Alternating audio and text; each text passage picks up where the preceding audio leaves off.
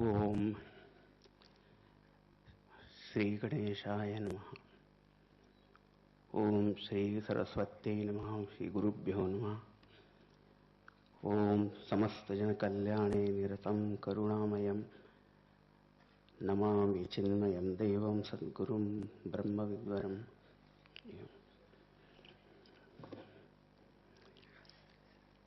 At the outset, I thank Speakia organizations and particularly Shri Harsh Mariwala ji for inviting me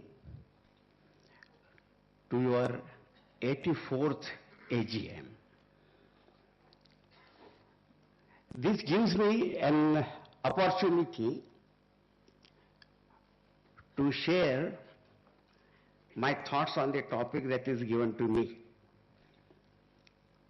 And the topic is expectations from corporate leadership in the present environment context. Now what I am going to speak to you is not totally new to you. You must have heard this many times. And now since it is your 84th AGM, I am sure you all know what are the expectations from the corporate leadership. That I do not have to say, because you know all of them.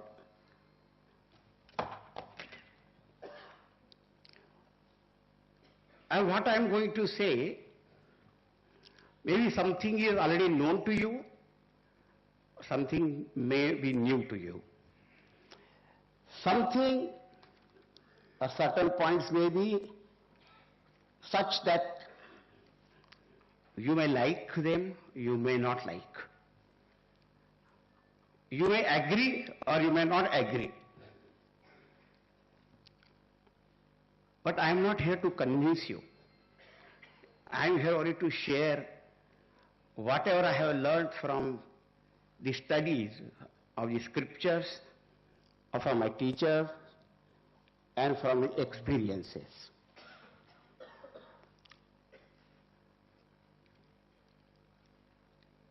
Now what are the expectations from the corporate world? Nowadays you hear everything. Some say that in business, there should be no corruption. Others say there must be transparency. Other people say that they must fulfill their corporate social responsibilities. But this word also is very well known to you. And they must create infrastructure. So many points are there that are already known to you. And I have not come here to tell the same thing and to give you a sermon. Because the sermons are very peculiar. Someone said, let us say the sermons are given in a church or in temples, that at the end of the sermon, there was great awakening. You know why? Because everybody had gone to sleep and they woke up and it ended. So I am not going to give a sermon and I am not going to tell the same thing whatever already known to you. The other day I was discussing about this point with different people. What do you have to say on this? And everybody was telling these few points which I narrated to you. And in the end, the common point that emerged from all that was that it is only what we want is that you should be good and do good. That's a simple thing. Now only the question is, what is good? And how to be good? And the most important, why to be good?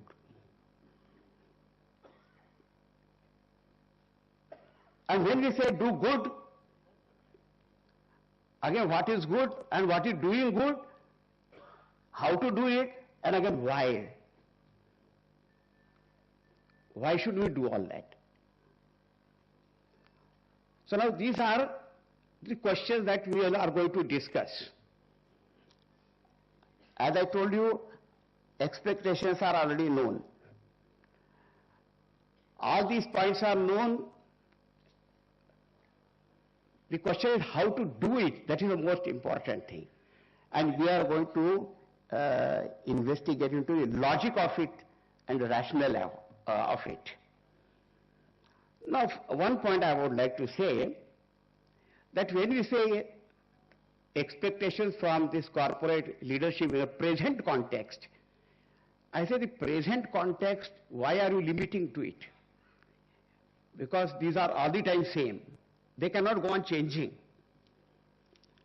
It's like, duties of parents toward their children, do they change? They are always there.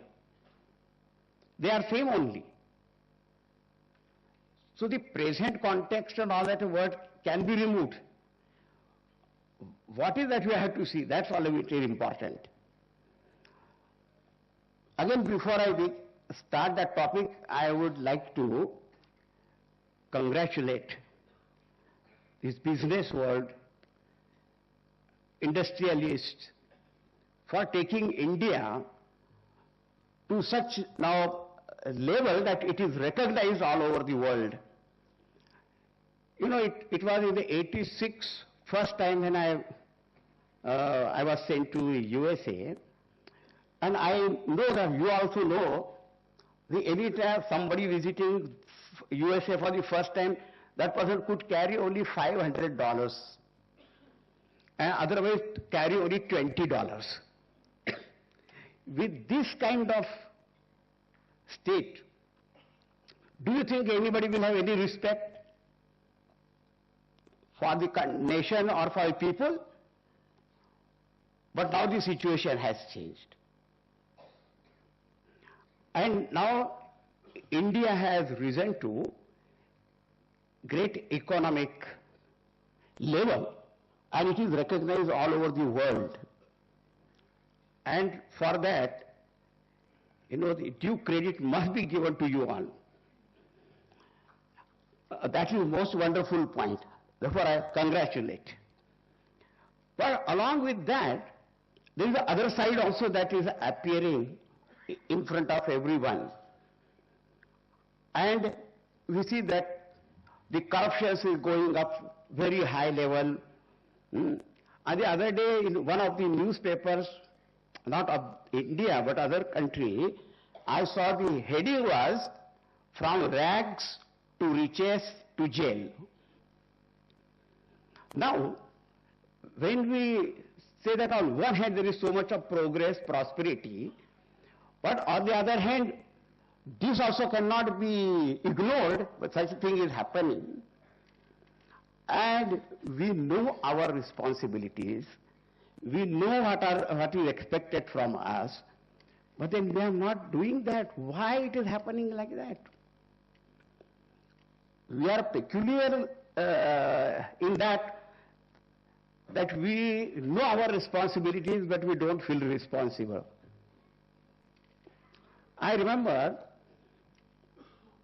one man appeared for an interview, job interview, and the person told him, "This job is very important, and we are looking for a really responsible person."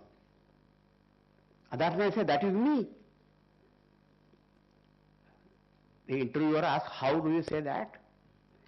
He said, "I have worked in many places, and anywhere anything went wrong, they held me responsible."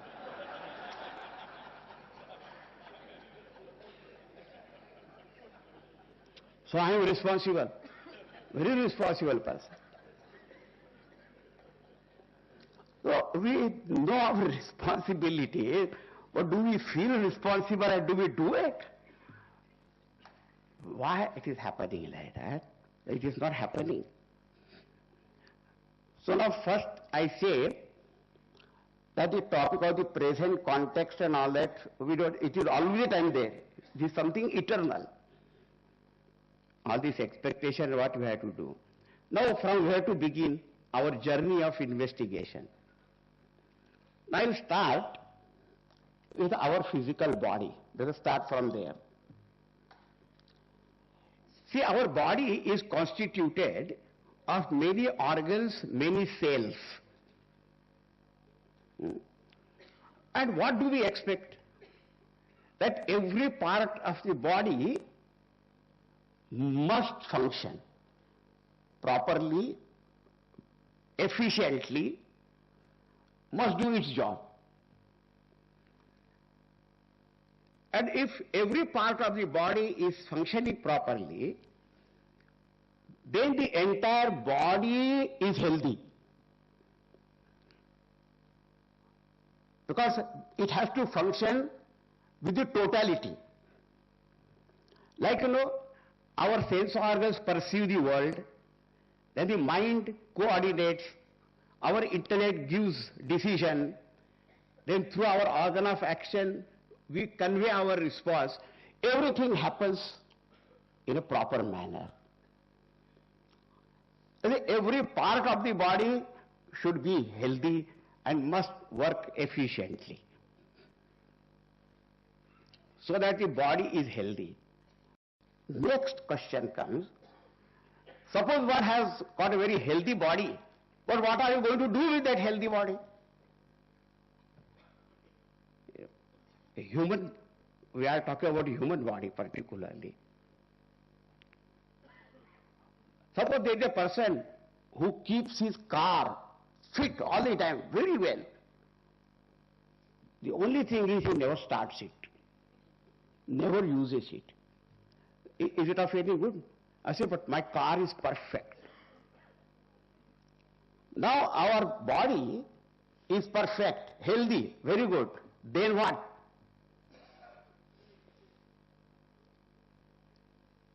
We must live according to the human dignity, comes the next point. And what is the speciality of human life? There are many points actually speaking. But one very important point about the human life is that we can live for others. Because for oneself, even trees and plants and insects and birds, animals, everybody lives. But someone who is more evolved, should always live for the less evolved or equals or others. Now sometimes people ask, if I am here to live for others, why others are there?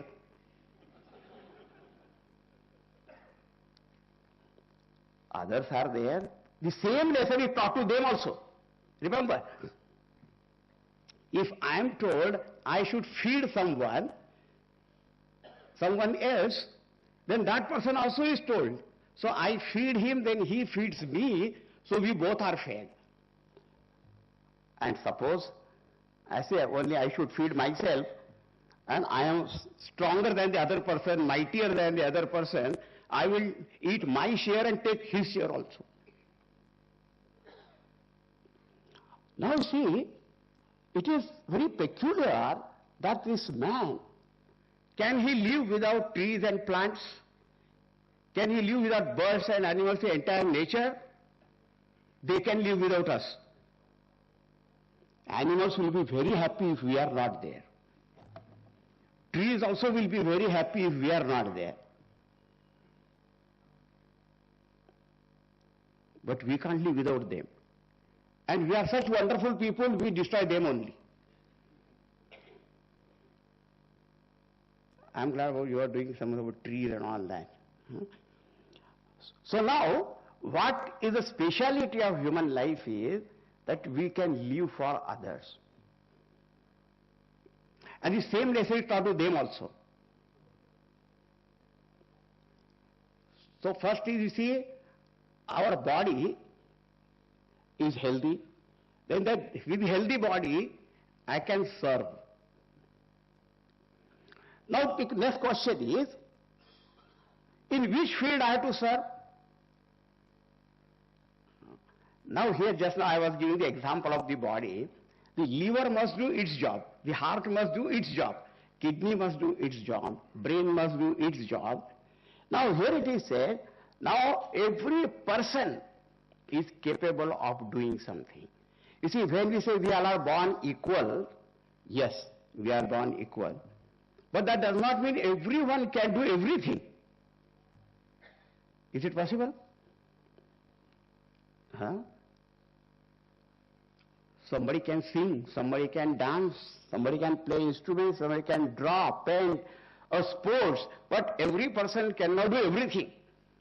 Now even in the school, colleges also you will find, there are professors who teach particular subjects, or the teachers also.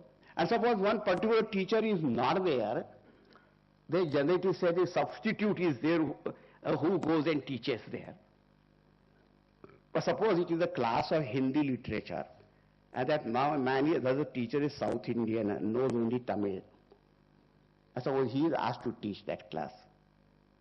Can you do that? Some peculiar meanings also he will tell them nowadays. Right? So now, even though everyone is teacher, but everyone is specialized in something, and that person should do that job. So now what is the next expectations? That our body is healthy, with the healthy body you serve, and serve only in that field which you are capable of doing it. You know, Chanakya Sutras are there. And Chanakya says, Yo yasmin karmani kushalaha sa tasmin neva yoktavyaha. A person should be engaged only in that field in which he is capable of working and he is efficient doing that. Now, we come to this point that we have to serve others in whichever field.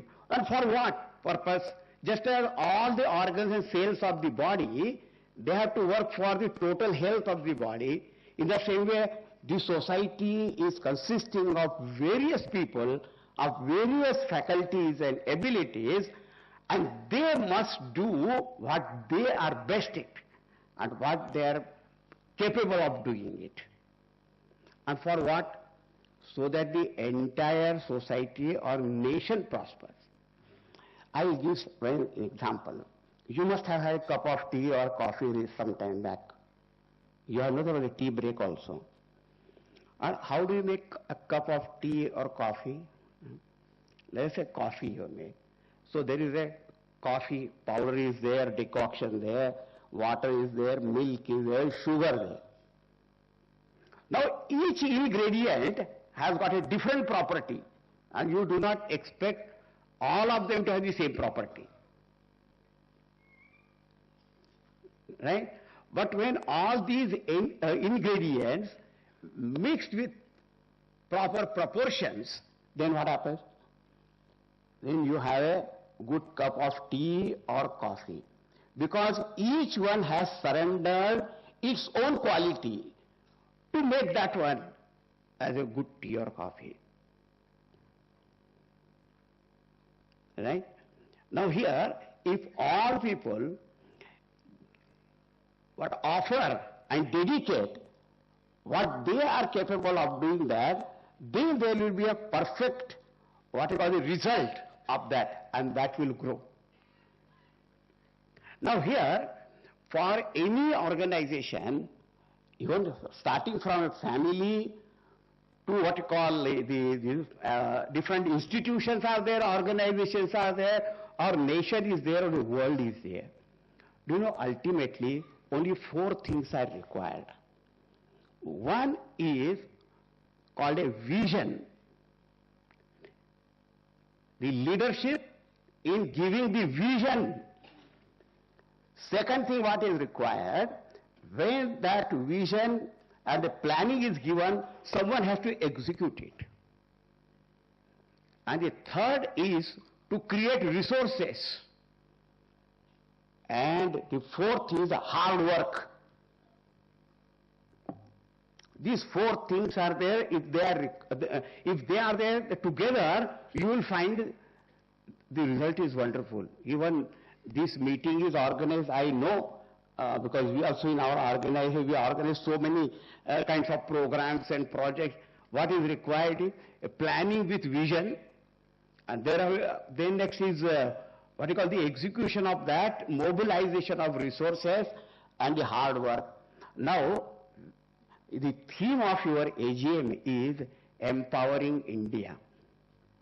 Correct? Empowering India. That is very wonderful. Now, what we require here is what you call the planning with vision for the entire nation. And there the job of all the politicians, political leaders and all of that also come there, and the execution and the Chamber of Commerce, industrialists and all businesses, their job is to create all the wealth and the resources. And there are other people are there, everybody is there to work hard.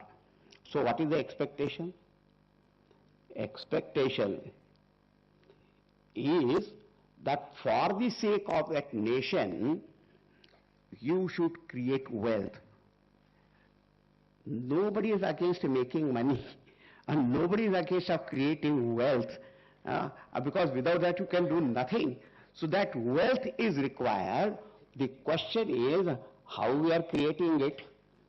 A man was talking to his friend. He said, recently I made $1 million.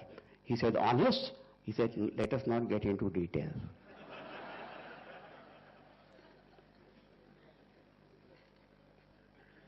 How we are doing this business and that. One businessman was teaching his son. He said, son, in business, two things are most important. What is that? One is called honesty, and second is called wisdom. He said, what is honesty? Honesty means when you have given word in your business and some contract or whatever that, you must fulfill it, even if you have to suffer loss sometime. You must be honest. And what is wisdom? Never to give such word.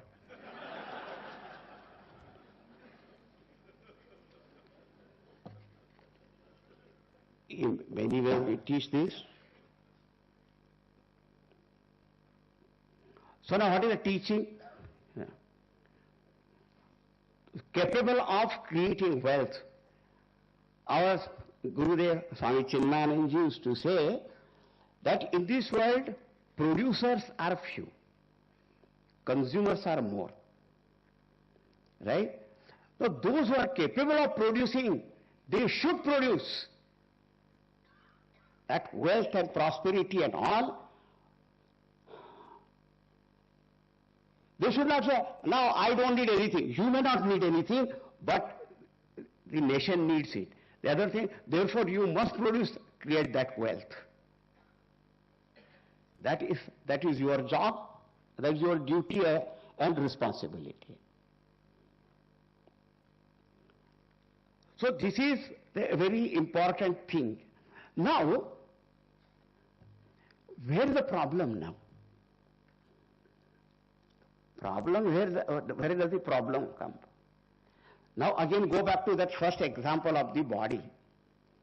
You know, there are certain cells. They suddenly want to grow fast. And they start eating away the others.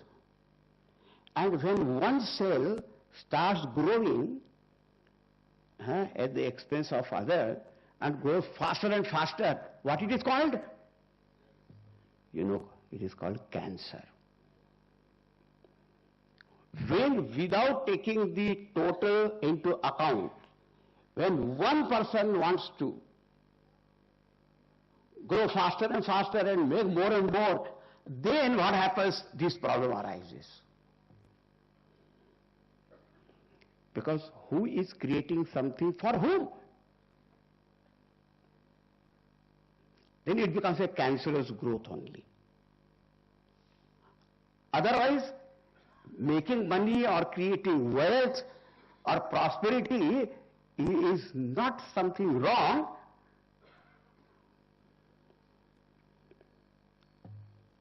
It is simple thing. But when one only wants to grow, that's why sometimes the situation becomes very strange. That the nation is poor, but some individuals are very rich. They call lopsided development also. Otherwise, we have to see the totality. Now, next point is, now we create wealth for what?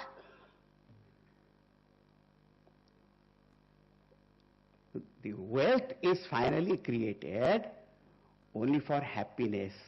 If that happiness does not come, then what is the use? Quite a few years ago, I remember to have read something. You know, if I remember exact words, I may not remember, but the gist of that was, see, J.R.D. Tata, in one of his speeches at one time he had said that some American economist had told him that in this century, now 21st century, which century we are now? 21st. India will become an economic superpower. How many years ago? I don't know what he said. I don't want India to be an economic superpower, but I want India to be happy. I personally have lived with some rich man. You get the occasion? That man told me, I have got a lot of money, but I don't know what is happiness.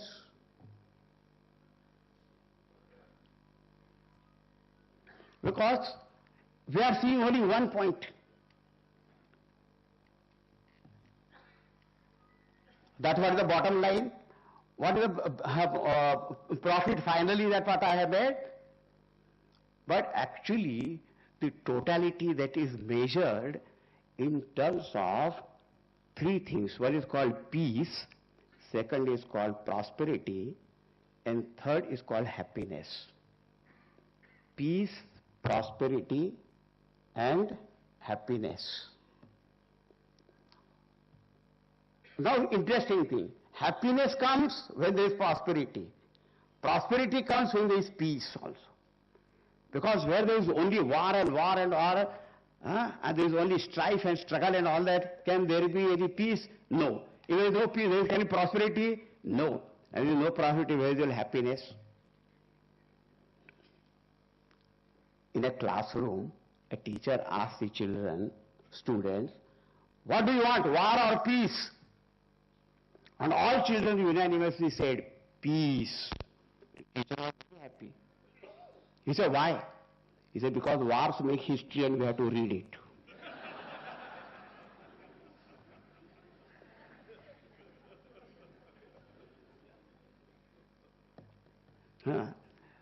We want peace. Now, I tell you, peace, as far as the nation is concerned, the peace will be there when our borders are secured and safe, when within the country there is a law and order, and when the people have got employment, then there will be peace. And I think that's the job of the political leaders and government and all to see that this happens.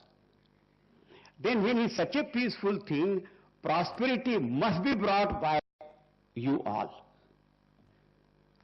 Those who are the corporate leaders, they must bring prosperity. Now prosperity also, when we think, it is only time we think of material prosperity in terms of money and matter. But I say prosperity means art and music and culture and education and the wealth, material wealth, all that must be there, then only what you call the prosperity. And that's why when you read the history of golden ages, Swarna Yuga, what was that Swarna Yuga? At that time there was peace. The jails were empty and the courts also were empty.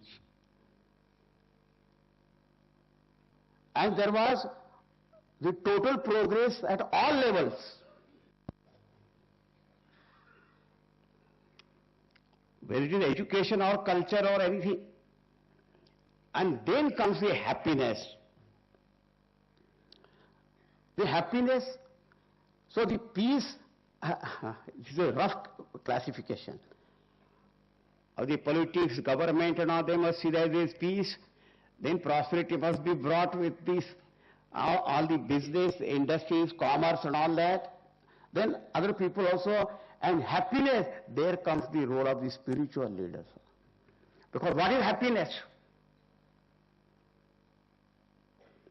I had a very humorous quotation once. The quotation said, some philosopher said, if you want 1 hour happiness, take a nap, good nap, for 1 hour happiness.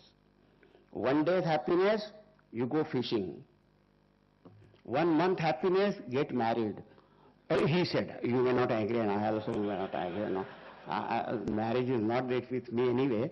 So, but 1 month. 1 year happiness comes when you win a lottery, big money and all that. But if you want happiness for lifetime, then make someone else happy. And if you want eternal happiness, know thyself. Any happiness that depends on other things will not be true happiness. But when I become free from all desires and dependence on any other thing, I discover that happiness within myself, that is true happiness. And the practical world, only when I make someone else happy, I will be happy. Otherwise, think, in my house only, if one member is very unhappy and keeping unwell or whatever that, will I be happy? That is not possible. So therefore, that happiness is only when others are happy, I will be happy. Making everybody unhappy, I can never be happy. There comes the value education. And even though I have said in this classification that this is the job of the politician or this is the job of the business community, this is our spiritual leader, but all have to work in unison. Now what is happening, particularly in India, we have got all the ideas of secularism, whatever that I don't know. Then, individually people are very religious and all that. And they also want to invite Swamis and all. Even you have invited me for this conference. Right? But suppose we are doing some project or work of education or social or any cultural value or anything, we want to do it, and then when we approach the business community, they say, we can't give donation to religious people because we are secular. Why? Why I can't? Because we are doing some good work only, no? Don't be afraid, I am not coming to you immediately, okay? But the point is, when your job is that anything that which is good for the nation and all, that you must do it, support it. Now coming back to that, be good and do good. Being good means what? To rise above my little ego and selfishness and to identify with someone else and make someone else happy. That is called goodness of the heart. And whatever I can do for that, I should do it. Now simple equation I will tell you. I'm not going to speak for a longer time now, but I'm telling you this point. When we identify ourselves with small and small thing, our selfishness is more and more. But when we identify with ourselves with a larger thing, our individual selfishness goes on reducing. Now, for example, suppose a person who is identified only with his physical body and attached to that and his own pleasure, he doesn't care even for the happiness of his family, wife and children also. And he wants to drink. He will take the money from the wife also and ask her to sell the necklace and bangles and everything. And the children also will not be sent to school. So selfish. But a person whose vision is expanded and with the family, then himself or herself is ready to suffer but want to see that the family is happy. The larger the identification with, the personal, what you call, the attachment will become less and less, and selfishness will become less and less. And now imagine like the one who is identified with the whole. Then what will happen? Zero selfishness. Zero selfishness will be there. Now, we want the whole wealth of this world belong to us. In our Upanishads, in the Vedas, very beautiful secret is pointed out. If you want the whole and all belong to you, first do one thing, you belong to all. When you belong to all, then all belongs to you automatically, immediately. Now see, one by one, if we say, this is my responsibility, this is my expectation, there is no end to it. But when a person loves his family, separately you do not have to go and say, you love them, you take care of them, you share them, and then corporate social responsibility should be fulfilled or anything. Do you say anything like that? Because when one identification is there, everything is already in it. Separately you do not have to say. That's what I would do. No, you have heard the story of Valmiki ji. Earlier he was a looter in the jungle and all that. Then Narad Muni went there and his heart was changed. And he became the Adi Kavi Maharshi Valmiki who wrote Ramayana, the famous. Suppose he was touched by Narad ji.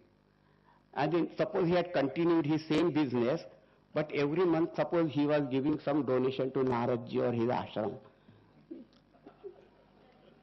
Imagine this fulfilled social responsibility.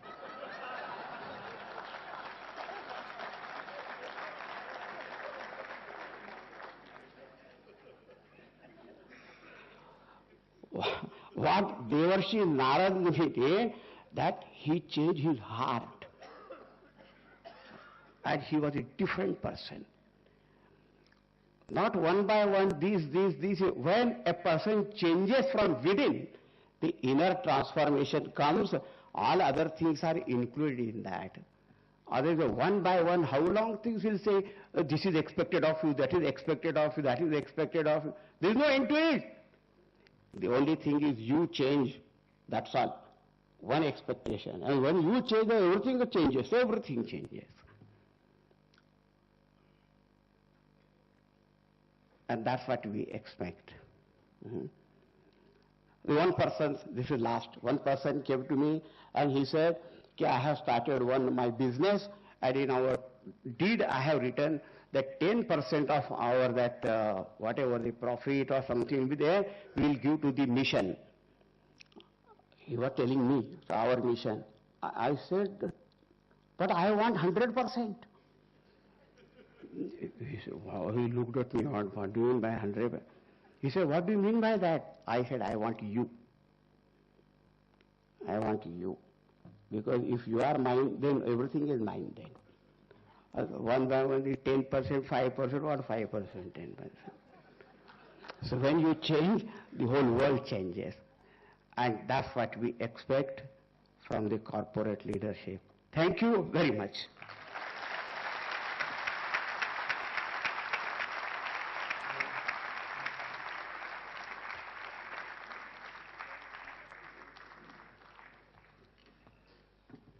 I'm convinced that all of us have enjoyed that tremendously. Thank you very much, Swamiji.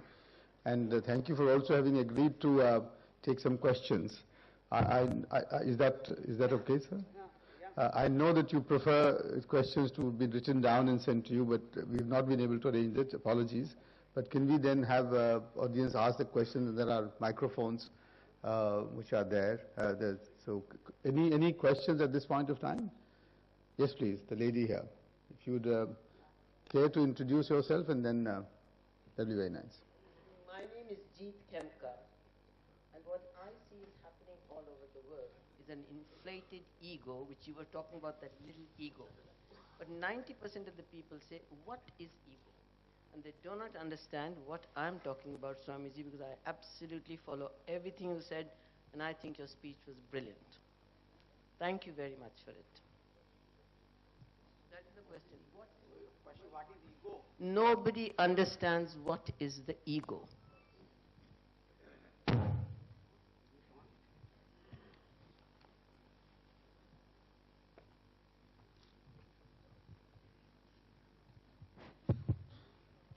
Hi, thank you. Ego is a sense of individuality which rises from one's identification with one thing or the other. As long as it is only a sense of individuality, there is no problem. So somebody asks, you are a man or woman? So somebody says, because we have to fill up our so many application form. There is male, female, male, we tick that, right? That also is ego. I am a human being, even that also is an ego. I am an Indian or American, because somewhere I am identifying myself. Now that type of individuality is not a problem.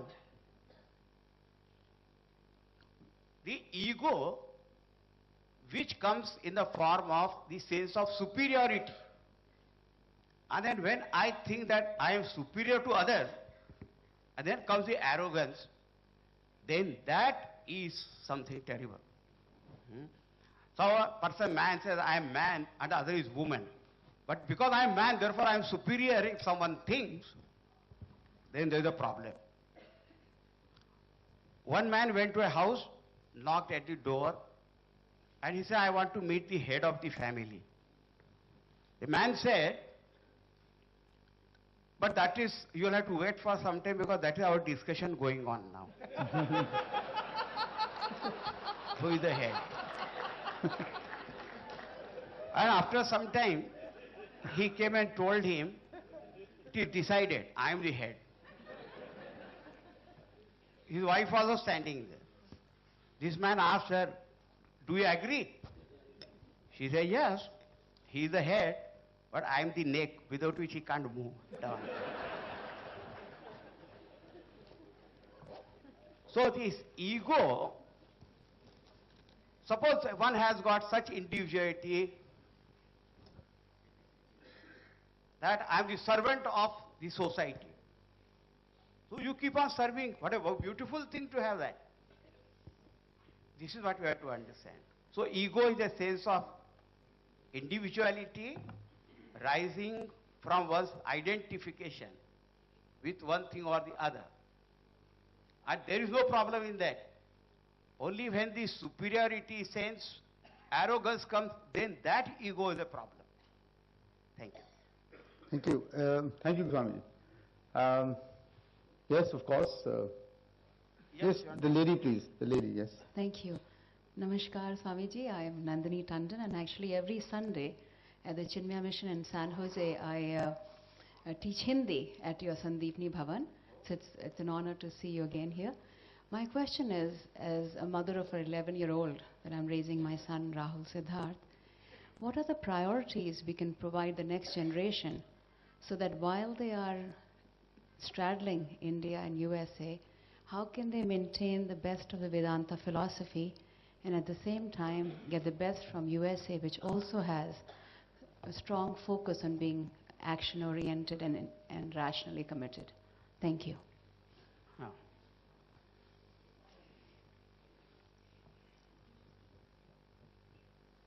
See, one lesson that you have to teach them, and that is, values are more important than valuables.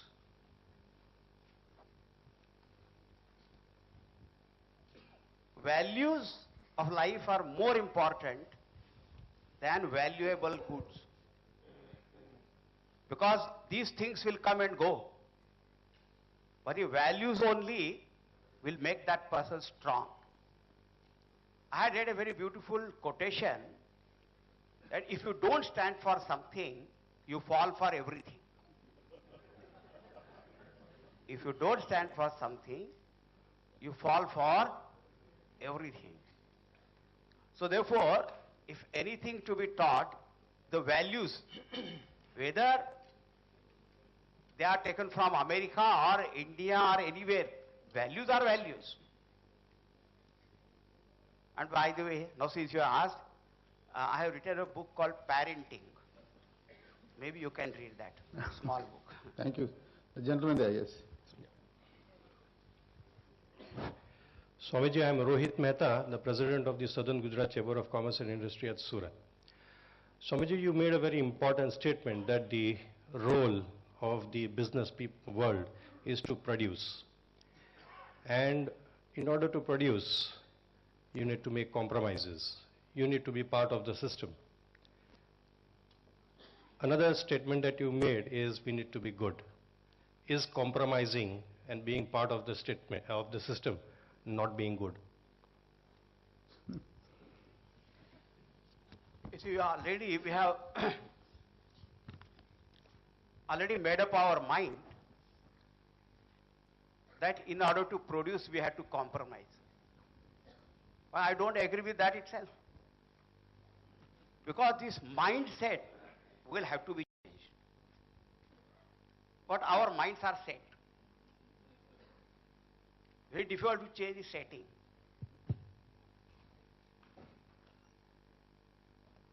When I say that we have become a part of the system, system is created by whom? You know, in Mahabharata, there is a conversation between Mother Kunti and Yudhishthira. And there is a very beautiful statement that is there. She says, Kalo va karanam rajnyaha, Raja va kala karanam, iti te samshayo ma bhut, Raja kalasya karanam. That means, to give some translation of that,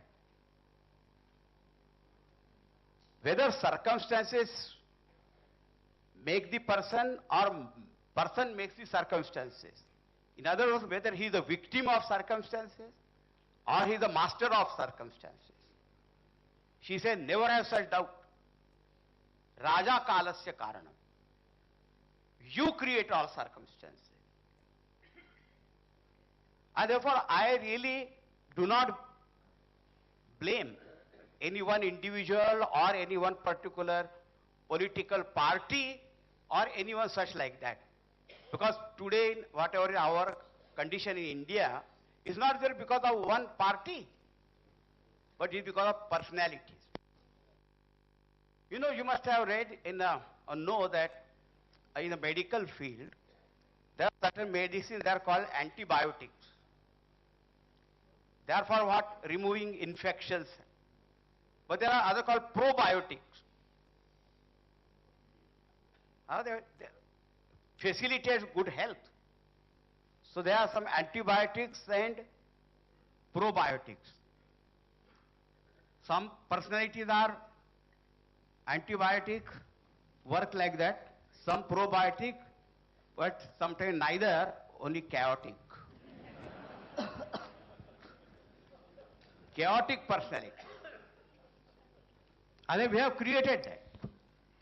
And then we go on saying that the system is like this. And we have to become a part of that. And it will never change that way. But to change that also, we have to start with ourselves and with conviction. And it is not a one-time job, but it is a long movement. And we have to be ready for that. Two words I will tell. One is called sacrifice, one is called compromise. In both of them, you have to renounce something. In compromise, you give up higher things for lower things. And in sacrifice, you give up all lower things for higher things. Now the question is what you are ready to renounce. And then only the change will be possible. Thank you, sir. Thank you. Mr. Jalan.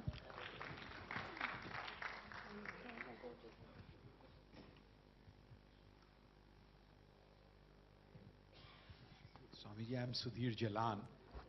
We hear most of the saints and Swamiji speaking of soul and upliftment of the soul. And as businessmen who are involved in day-to-day activities, we get lost and we never reach anywhere. You have explained in very simple terms that happiness is what one should have, and that is by giving happiness. I'd like to know from you whether the two themes are related or are they different? Which two themes? One is giving Upliftment of the happiness. soul and You know, it is only how you put it. Because they are not two different things.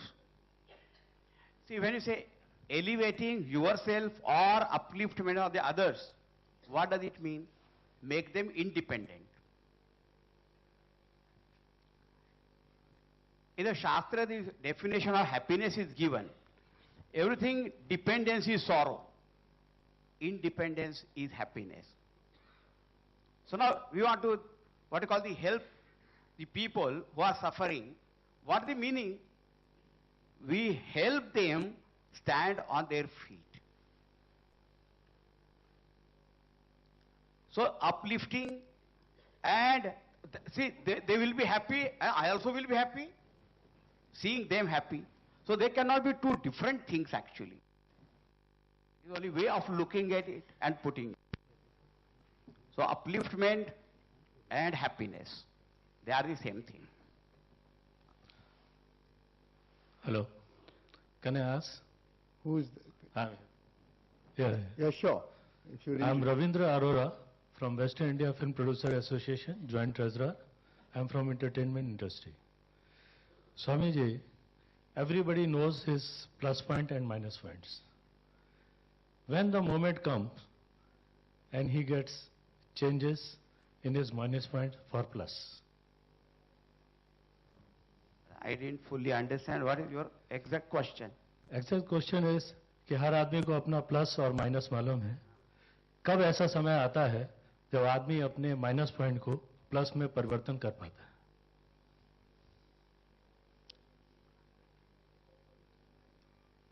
First of all, many times we do not know our weaknesses. Sometimes we know but we don't accept them. We don't admit that we have that weakness. Because if somebody points out, immediately we start giving explanation. Third thing, and even if I become aware of my weakness or shortcoming, the question is how intensely I become aware of it.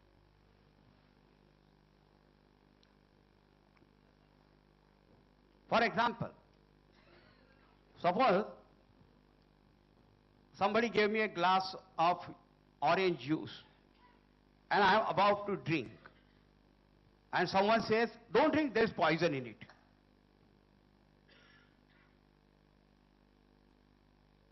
How long it takes for me to drop it? Do I tell him the glass is full of juice? There may be little poison. What difference does it make? or let me taste and see whether it is there. And even if afterwards he says, no, I was just kidding, joking, there is nothing. Still I won't take risk. Because I become so intensely aware that there is some problem in that, and if I drink that, that will be my final drink of this life. So sometimes we are aware of our weaknesses, but not with intensity. That what damage they are causing to our entire personality, that is not known to us. Or we are not aware of that. It is worse than death. When that type of awareness comes, then there is change. Until then, we'll say, yes, I will try. And after all, everybody is doing the same thing. So we will go on and on and on, postponing it. So become aware, but intensely.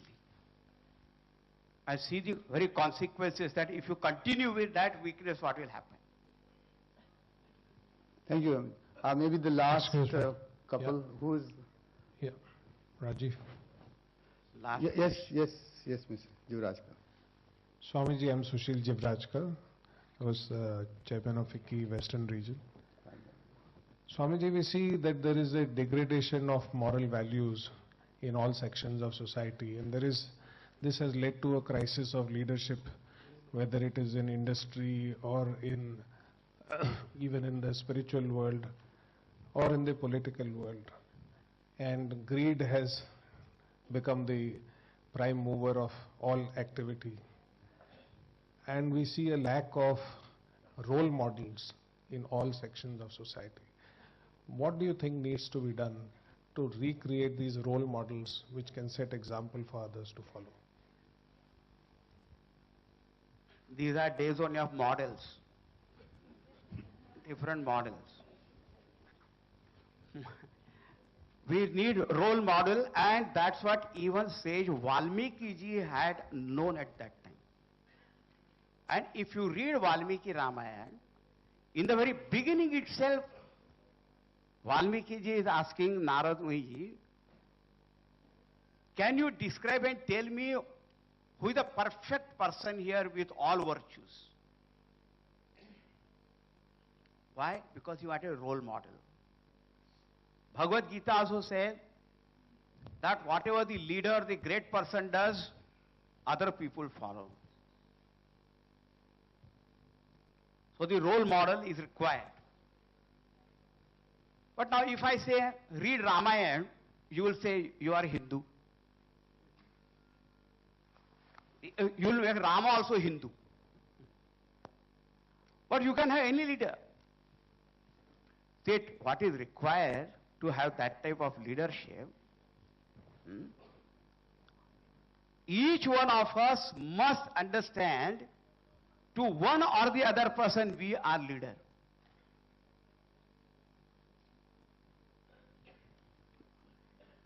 If husband, what you call husband, wife and child is there, that child looks up to father or mother as leader only or not. Why we are all the time thinking someone has to become that leader? As long as we keep on thinking someone has to come and someone is going to do that, it will never end. That's why there is a story of, there was a job to be done. Anybody could have done it. But everybody thought that somebody will do it. And then nobody did it. This is the story of anybody, somebody, everybody, nobody. There are 4 types of. So therefore, each one of us must understand that we are leader for someone and take that responsibility. And then you will find what comes out. Thank you, sir. Swamiji, you've been very patient with us. Maybe we can just have one last question, but no, I think it's time, and thank you so much for this. And May I now request Mr. Nainal Kidwai, the country head of HSBC and our Vice President, to propose a vote of thanks on our behalf.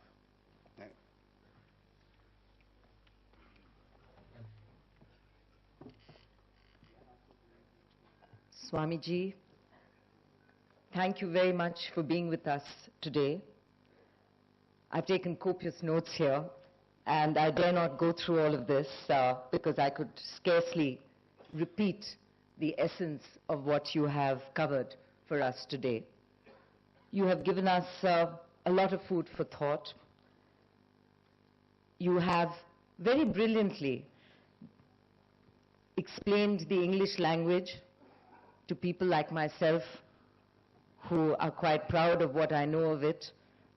I could scarcely have thought of defining ego in the ways that you have done, and to have caused such deep reflection of a simple word, but maybe not such a simple word, in the way you have defined it. I think for us to go away today without a keen sense of who we are and what we are and what our roles are and what we live for would be very difficult for us to have walked away without at least reflecting on where we stand for ourselves as individuals, where we stand as business, and where we stand as a country.